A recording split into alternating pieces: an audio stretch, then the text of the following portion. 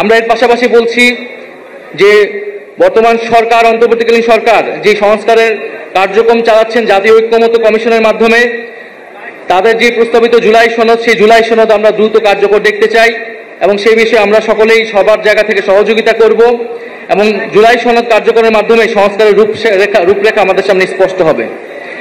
আমরা চাই সংবিধান সম্পর্কিত বিষয় ছাড়া বাকি আরও যে গুরুত্বপূর্ণ সংস্কার কার্যক্রম রয়েছে, যেমন জনপ্রশাসন, পুলিশ ইত্যাদি, এই অন্তর্বর্তী সরকারের সময় অধ্যাদেশের মাধ্যমে দ্রুত বাস্তবায়ন করতে।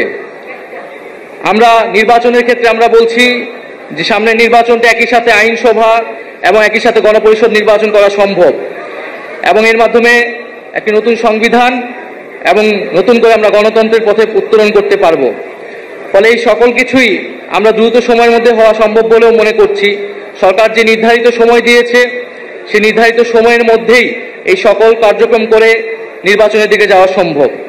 কিন্তু নির্বাচনের আগে অবশ্যই আইন শৃঙ্খলার পরিস্থিতির উত্তরণ ঘটতে হবে। এককভাবে সরকারের পক্ষে কাজ হয়তো সম্ভব নাও হতে পারে, তাই রাজনৈতিক দল, সামাজিক শক্তি এবং অভ্যুত্থানের শক্তিগুলোকে সেক্ষেত্রে ভূমিকা রাখতে হবে।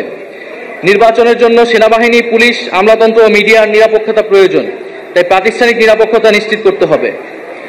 জনপরিষদে নারীর নিরাপত্তা, নারীর প্রতি সহিংসতার বিরুদ্ধে আইনগত সামাজিক উদ্যোগ সরকারের পক্ষ থেকে নিতে হবে এবং দুর্নীতি ও চাঁদাবাজি বন্ধ সরকারকে আরও কঠোর হতে হবে।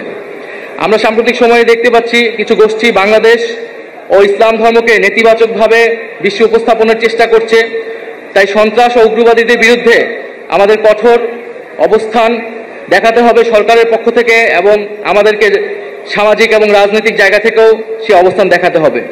ইসলামের যে সহিংস ও সহানুভূতিশীল মূল্যবোধের চর্চা রয়েছে, যা সাম্য, ইনসাফ ও সম্প্রীতি শিক্ষা দেয়, সেই চর্চা এবং সেই শিক্ষা আমাদেরকে সমাজে নিয়ে আসতে হবে।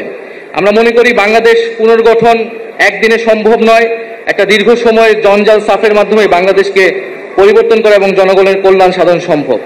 আমরা পুরনো রাজনীতিতে ফেরত যেতে চাই না, আমরা রাজনৈতিক সংস্কৃতির আমূল পরিবর্তন চাই।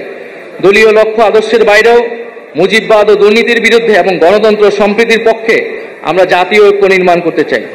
সর্বোপরি জুলাইয়ের আকাঙ্ক্ষা ধারণ করে সকলে মিলে আমরা একটি বৈষম্যহীন, গণতান্ত্রিক, দায় ও দরদের বাংলাদেশ গড়ব, সেই প্রত্যাশা ব্যক্ত করছি।